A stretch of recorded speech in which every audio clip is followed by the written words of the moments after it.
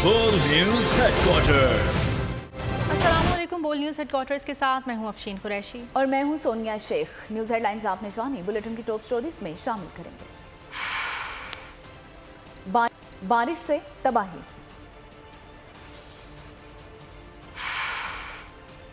और बड़ी समात आज। बुलेटिन का आगाज करेंगे और सबसे पहले आपको बताएंगे कि मुल्क भर में प्री मानसून का जोरदार आगाज हो गया है। आसमानी बिजली गिरने से 12 अफराद जाँ बहक हो गए हैं। शकरगढ़ में आसमानी बिजली गिरने से 6 अफराद लुक़मा अजल बन गए। सियालकोट में आसमानी बिजली गिरने से 4 अफराद जाँ बहक हो गए। शेखुपुरा में आसमानी बिजली ने एक शख्स की जान ले ली, 3 जख्मी हो गए। दक्की में भी एक बच्चा जान से गया। उधर खैबर पख्तूनख्वा और बलूचिस्तान में तूफानी बारिशें जारी हैं। बुनेर में मुसलसल बारिश के बायस हादसात में 6 अफराद जख्मी और एक खातून जाँ बहक हो गई है। वाशिक में बारिश के बाद नदी नालों में तुगयानी आ गई है। कई मुकामात में पानी घरों में दाखिल हो गया है और प्याज की तैयार शुदा फसल भी नुकसान पहुंचा है। बिसीमा में बिजली के खंभे गिरने से शहर तारीकी में डूब गया है। तुगयानी के बायस खारान जाने वाले मुसाफिर रास्ते में फंस गए हैं। कराची में गर्मी बढ़ते ही लोड शेडिंग का जिन बेकाबू हो गया। मुख्तलिफ इलाकों में गैर एलानिया लोड शेडिंग का सिलसिला जारी है। Civil Lines area, Martin Quarters, Jamshed Road में बिजली गायब। लसबेला गार्डन, मलीर, शाह फैसल लियारी, बगदादी, रंचोर लाइन में भी अंधेरे में डूब गए। सोल्जर बाजार, नाजमाबाद, पाक कॉलोनी में भी बिजली की फराहमी मअतल। लोड शेडिंग के सताए अवाम इंतजामिया पर बरस पड़े। कहते हैं शदीद गर्मी में इंतहाई परेशानी का सामना है। 10 मिनट के लिए बिजली आती है और फिर 2 घंटे के लिए चली जाती है। फौजी अदालतों में सिविलियंस के ट्रायल का केस, दरखास्तों पर सुप्रीम कोर्ट का 7 रुकनी बेंच आज समाअत करेगा। चीफ जस्टिस की सरबराही में 7 रुकनी बेंच केस की समाअत करेगा। वज़ीर आज़म ने साबिक वज़ीर कानून फ़ारूक नसीम की खिदमात हासिल कर ली हैं। फ़ारूक नसीम लाजपत बेंच के सामने वज़ीर आज़म की जानिब से बतौर वकील पेश होंगे। अदालत ने वज़ीर आज़म शहबाज शरीफ, वज़ीर दिफा ख्वाजा आसिफ, वज़ीर दाखिला राना सनाउल्लाह, चारों सूबों के वुज़राए आला, अटॉर्नी जनरल्स को नोटिस जारी किए थे। आज होने वाली समाअत में वज़ीर दिफा की नुमाइंदगी इरफान कादिर और वज़ीर दाखिला की जानिब से शाह खावर वकील होंगे। और चीफ जस्टिस ने गुज़िश्ता समाअत पर अपने रिमार्क्स में केस का फैसला ईद से कब्ल देने का इंदिया भी दिया था।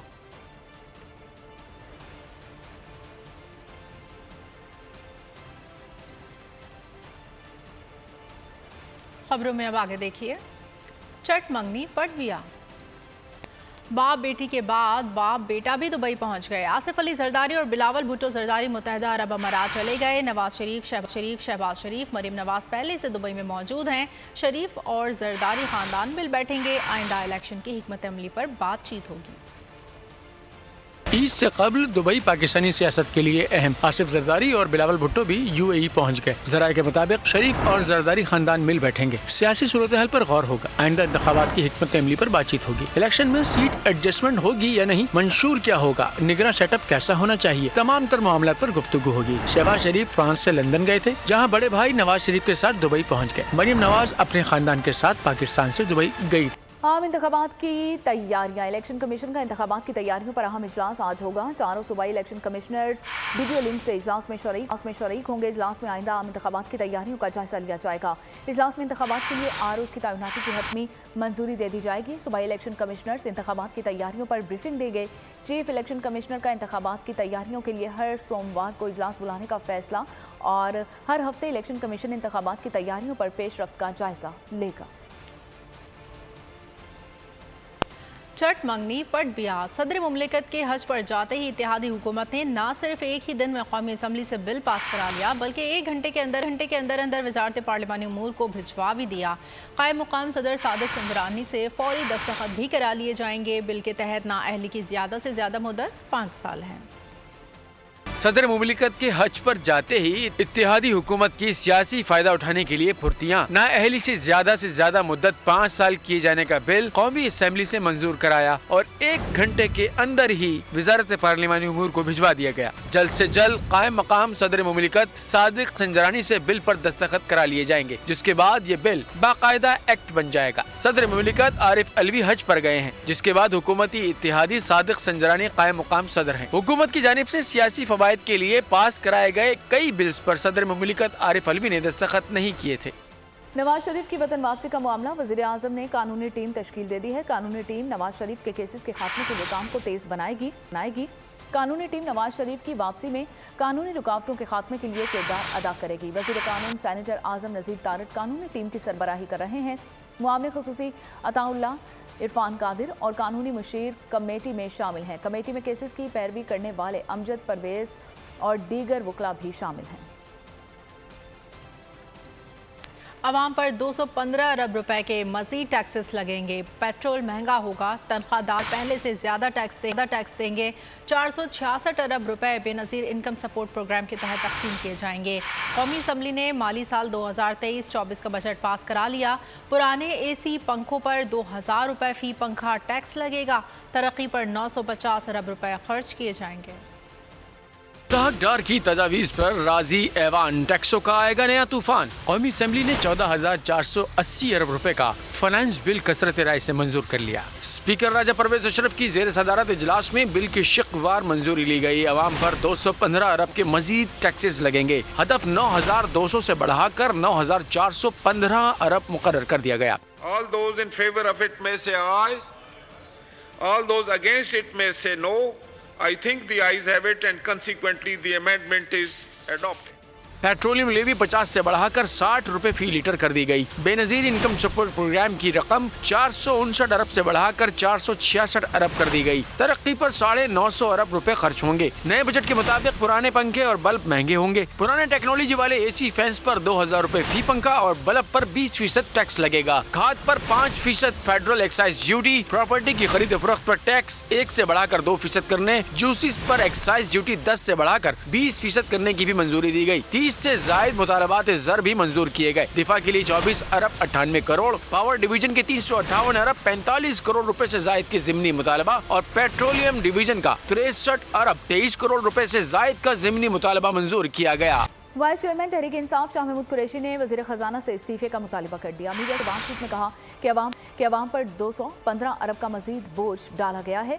वज़ीर ख़जाना जो दावे कर रहे हैं उनका पूरा होना नामुमकिन है।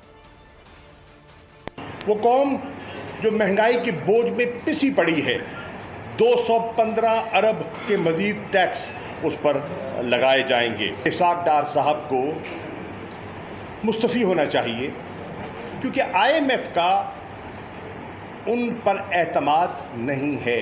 जो उन्हें ग्रोथ का टारगेट दिया है बजट में, मैंने पहले भी कहा था और मैं दोहरा देता हूँ, डार साहब ये पूरा नहीं होगा।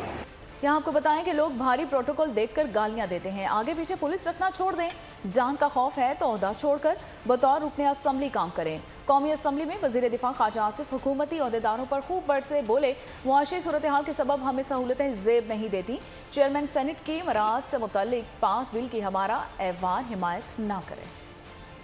मैं आपको बिल्कुल सही कहता हूं कि जब लोग गुजरते हैं तो आवाम जो है हम लोग गुजरते हैं इस प्रोटोकॉल के साथ तो आवाम गाली देती है। जनाबे वाला ये हम जो प्रोटोकॉल इस्तेमाल करते हैं ना, ये डाले आगे पीछे जो होते हैं या पुलिस आगे पीछे, जब इक़्तिदार चला जाता है फिर पुलिस आगे पीछे होती है, आगे नहीं होती। हमें अपनी बरादरी का, अपने ओहदे का, अपने अदारे का खुद इज्जत करानी है। अगर आपको जान का खौफ है तो छोड़ दें, ये बात ना करें, ये पंगा ना ले। आम MNA की तरह जिंदगी गुजारें। बाकी हमारे भाई बहन जो है गुजार रहे हैं ना, अगर किसी को सिक्योरिटी की जरूरत है वो प्राइवेट सिक्योरिटी रखते हैं। जिन लोगों की कोई खुदा न खास्ता कोई दुश्मनी वगैरह है, सेनेट चेयरमैन साहब का आने वाले मौजूदा उनकी जो बिल पास हुआ है, मैं दरख्वास्त करूंगा कि हमारा ऐवान जो है उस बिल को जो है सपोर्ट।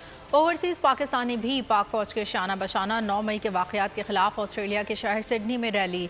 सिडनी में बसने वाले पाकिस्तानियों की बड़ी तादाद में शिरकत। पाक फ़ौज के हक़ में नारे लगाए। मुक़र्रिरीन ने कहा कौम और सियासी जमातों को सबसे पहले पाकिस्तान की पॉलिसी अपनानी चाहिए।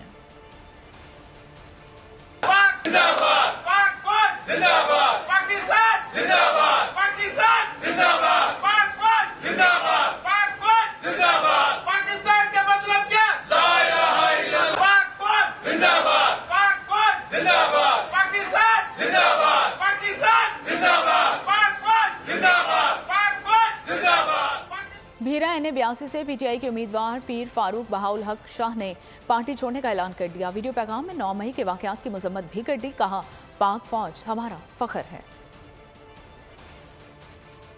9 मई को जना हाउस और शहदा की निशानियों के जलाने के अमल की शदीद अल्फाज में मज़म्मत करता हूँ।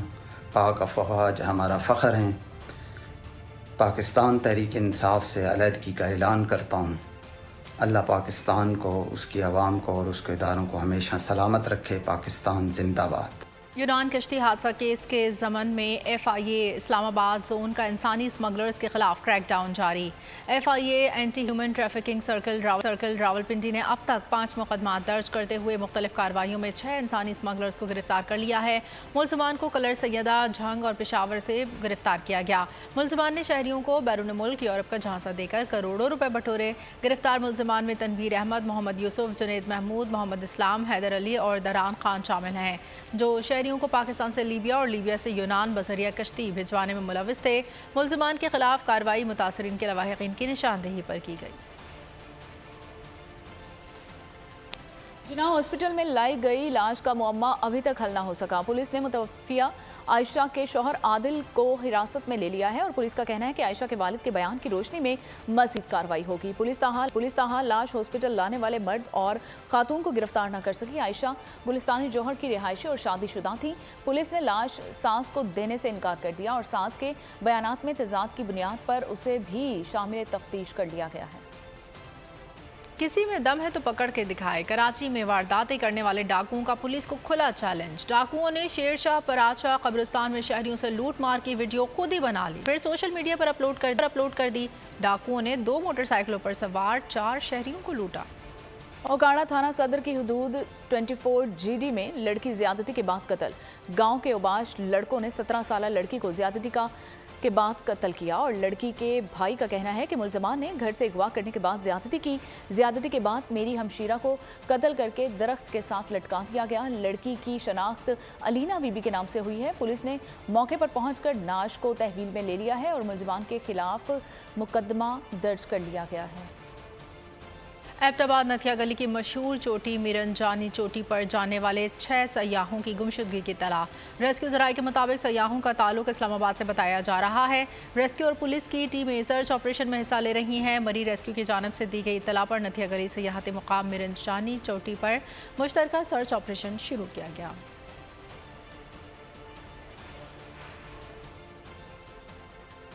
और कराची में कुर्बानी के जानवर भी चोर लुटेरों के निशाने पर आ गए। 1.5 माह में 64 मवेशी चोरी और 17 असलहे के जोर पर छीन लिए गए। मुतादिद वारदातों के मुकदमात भी दर्ज किए गए हैं मगर कोई मुलजिम गिरफ्तार न हो सका। कराची में कुर्बानी के जानवरों की चोरियों में इजाफा। फेडरल बी एरिया ब्लॉक 20 से कुर्बानी का जानवर कार सवार ले उड़े। पुलिस को इतला दी मगर बेसूद रही। 25 जून को सुपर हाईवे के करीब कैटल फार्म से मुसल्ला डाकू 12 बड़े मवेशी और एक बकरा लेकर फरार हुए। सऊदाबाद और कुरंगी सेक्टर 50 से 8 बकरे चोरी हुए। अजमेर नगरी और नॉर्थ कराची से 4 मवेशी चोरी। बल्दिया टाउन 5.5 से कुर्बानी का बैल चोरी कर लिया गया। शहरियों का कहना है कि मंडी जाते हुए डाकू लूटते हैं, उनसे बचें तो मंडी का व्यापारी लूट लेता है। वहाँ से निकलें तो गलियों से डाकू जानवर ले जाते हैं। कराची के शहरी जाएं तो जाएं कहाँ। पाकिस्तान क्रिकेट बोर्ड के चेयरमैन का इलेक्शन। वफाकी हुकूमत ने PCB इलेक्शन की निगरानी के लिए इंडिपेंडेंट निगरान तैनात कर दिया गया। साबिक चीफ जस्टिस तसद्दुक हुसैन जिलानी को फ़राइज़ की अंजामदही सौंप दी गई। इनकी तैनाती PCB आइन के तहत अमल में लाई गई। जस्टिस रिटायर्ड तसद्दुक जिलानी 27 जून को PCB इलेक्शन की निगरानी करेंगे। साबिक चीफ जस्टिस के पास किसी तनाज़े की सूरत में खुसूसी इख्तियारात हासिल होंगे।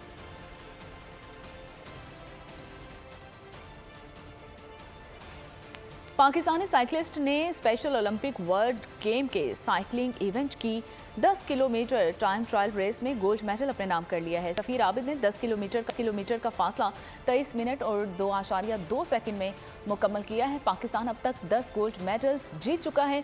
मीटर टाइम ट्रायल रेस में पाकिस्तान की मदीहा ताहिर ने फासला 1 मिनट और 15 सेकंड में तय करके सिल्वर मेडल अपने नाम किया है। अमीना अरशद ने 1 मिनट और 16 सेकंड्स 8.2 मिनट के साथ ब्रॉन्ज मेडल अपने नाम किया है। फुटबॉल इवेंट के फाइनल में ओमान ने पाकिस्तान को 3 के मुकाबले में 6 गोल से शिकस्त देकर गोल्ड मेडल जीत लिया है।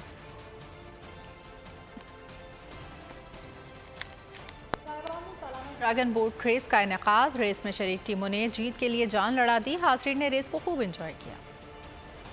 रूस में फौजी बगावत का खतरा टल गया। बागी ग्रुप सरबराह एहलकारों को वापसी का हुक्म। रूसी क़यादत बागी ग्रुप के एहलकारों और सरबराह के तहफ़्फ़ुज़ पर भी राज़ी हो गई।